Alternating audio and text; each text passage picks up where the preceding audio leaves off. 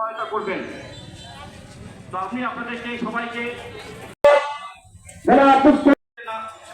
হয় সেই তৌফিক আল্লাহ আমাদেরকে দান করুন এবং আপনারা উৎসাহী হয়ে স্বেচ্ছায় আমাদের পাশে এসে দাঁড়িয়েছেন। প্রত্যেকটি হসপিটাল এবং ক্লিনিক আমাদের প্রতিটি দায়িত্বের সাথে পালন করব এবং আরো বেশি আরো প্রয়োজনীয় সেবা প্রদান করবো আগামীতে। এবং আমরা মনে করি যে জামালপুর নিঃসংকোচে এবং নির্দ্বিধায় আন্তরিকভাবে সেবা প্রদান করে আসছে। আমরা যে হসপিটালের এই দুর্বৃত্তরা ঘটনা ঘটিয়েছেন জামালপুরের ঐতিহ্যবাহী,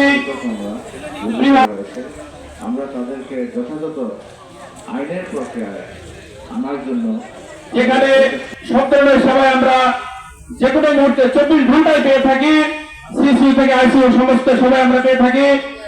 সেই জামালপুরের বিভিন্ন ক্লিনিক মালিক সমিতির মালিকবৃন্দ, কর্মচারীবৃন্দ, আমার সামনে উপস্থিত সাংবাদিকবৃন্দ এবং সম্মানিত জামালপুরবাসী,